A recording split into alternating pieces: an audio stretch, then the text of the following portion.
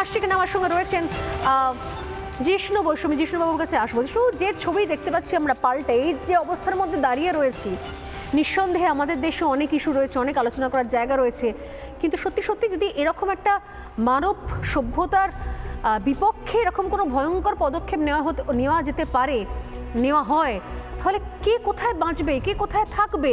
এবং সব থেকে আশঙ্কার জায়গা, গতকাল আমি আলোচনা করছিলাম, এই যে হিজবুল্লাহ এবং হামাস, এই হিজবুল্লাহর সঙ্গে সরাসরি যোগাযোগ রয়েছে হিজবুত তাহরির, এবং যদি আমি খুব ভুল না করি, আপনারও মনে থাকবে, অনেকেরই মনে পড়বে এই মুহূর্তে, এই হিজবুত তাহরির নেতা গ্রেপ্তার হয়েছে আমাদের দেশের ব্যাঙ্গালোর থেকে।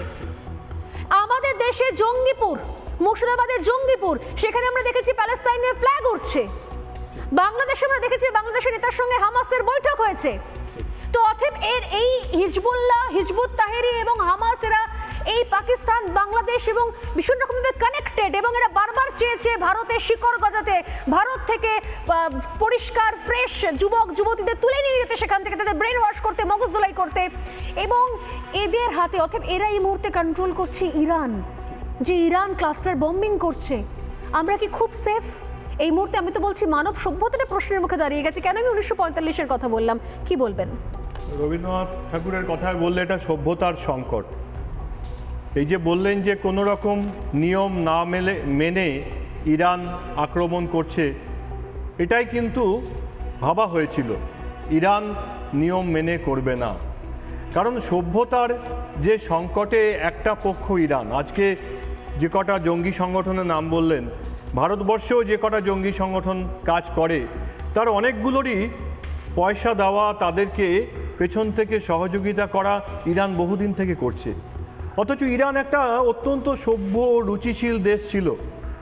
আয়াতুল্লাহ রুহুল্লাহ খোমেনির হাতে যাওয়ার আগে ইরান, এবং যদি ইউরোপের দেশগুলোকে দেখতেন, সেখানকার মহিলাদের স্বাধীনতা, সেখানকার লেখাপড়ার প্রতি আগ্রহ, একটা অত্যন্ত সুন্দর পরিশীলিত রুচিশীল দেশকে এরকম একটা জেহাদি জায়গাতে নিয়ে গেছে।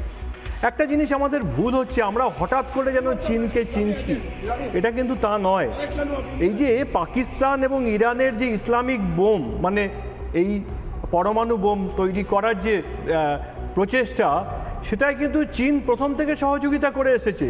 যদি আপনাদের মনে থাকে যে পোখরানের পরমাণু বিস্ফোরণের পরে যে 5টা বোমা চাগাইতে ফেলা হয়েছিল, সেই চাগাইতে ফেলার সময় চীনা ইঞ্জিনিয়ার এবং সায়েন্টিস্টরা ওখানে ফিজিক্যালি দাঁড়িয়েছিল। তাই চীন জানে না যে পাকিস্তানের হাতে, পাকিস্তান একটা ফেল স্টেট, সেখানে যদি তাদের হাতে পরমাণু বোম যায় তাহলে কি হতে পারে, সেটা চীনের নেতৃত্ব বোঝে না। আমি তো বলছি সেটা একই রকম ভাবে ইরানের হাতে পরমাণু বোমা গেলে বা কি হবে, এটাও কি বুঝতে পারছে না চীন। পাকিস্তানের সঙ্গে ইরানের যে যোগ, এবং তার মধ্যে দেখুন আরেকটা জিনিসও ভুল হলো, নাগাসাকি হিরোশিমার কথা যখন বললেন, তখন কিন্তু কমিউনিস্ট বিশ্বকে বাদ দিয়ে গেলেন। যদি আপনি নারায়ণ সান্যালের বিশ্বাসঘাতক পড়েন বা নোলেনের ওপেনহাইমারও দেখেন, তার মানে বোমা ফেলার আগে তো রাশিয়া, সোভিয়েত রাশিয়া জানতো যে এরকম একটা নারকীয় ঘটনা ঘটতে চলেছে। তাই মিত্র শক্তির সকলের দায়িত্ব আছে। শুধু আমেরিকার নাম কেন করলেন? রাশিয়ার দায়িত্ব নেই? মিত্র শক্তির সকলের দায়িত্ব আছে। এবং এই তারপর থেকে এত বছর ধরে সারা পৃথিবীর মধ্যে যে এই পরমাণু ভয় তৈরি হয়েছে প্রত্যেক ক্ষেত্রে, যদি আপনি চেরনোবিলের ঘটনা দেখেন, আপনি বললেন এখনো পর্যন্ত হিরোশিমার বাচ্চাদের, গর্ভবতী মহিলাদের এরকম ধরনের ডিফরমেশন দেখা গেছে। চেরনোবিলে দেখুন তো। তাই পরমাণু, আমি নিজে সেই জায়গাতে, আমি যেহেতু ইউক্রেনে 48 দিন ছিলাম, আমি এখনো পর্যন্ত চেরনোবিলের আশপাশের গ্রামে আমি নিজে গিয়েছিলাম, এবং সেখানে এখনো গাছে পাতা গজায় না, এখনো আজকের দিন পর্যন্ত, যদিও সেটা এখনো প্রায় ধ্বংসপ্রাপ্ত অবস্থা, এবং সেটাও অধিকার করতে চেয়েছিল সেই সময়তে। আমার বক্তব্য হচ্ছে, রাশিয়া ইউক্রেন যুদ্ধেও আমি একটা করে এগোই, ক্লাস্টার বোমা প্রয়োগ আমি দেখিনি। এর আগে যখন গাজাতে হামাস ঘাঁটি ধ্বংস করছিল ইসরায়েল, তখনও ক্লাস্টার বোমা প্রয়োগ করা হয়নি, কিন্তু ইরানের কাছে রয়েছে একের পর এক ভয়ঙ্কর অস্ত্র, এবং সেগুলো প্রয়োগ করা শুরু করে দিয়েছে ইরান। এরপরও কিসের সাপোর্ট?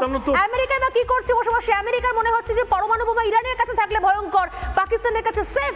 দেখুন এটা কি ধরনের হিপোক্রেসি? চীন এত কিছুর পরও চীন ইরানে বিমানে বোঝাই করে অস্ত্র পাঠাচ্ছে। আমি আসবো জিষ্ণুবাবু, আপনার কাছে আসছি। নানা ধরনের কন্টেন্ট দেখার জন্য লাইক করুন, শেয়ার করুন আমাদের ফেসবুক পেজ, সাবস্ক্রাইব করুন আমাদের ইউটিউব চ্যানেল।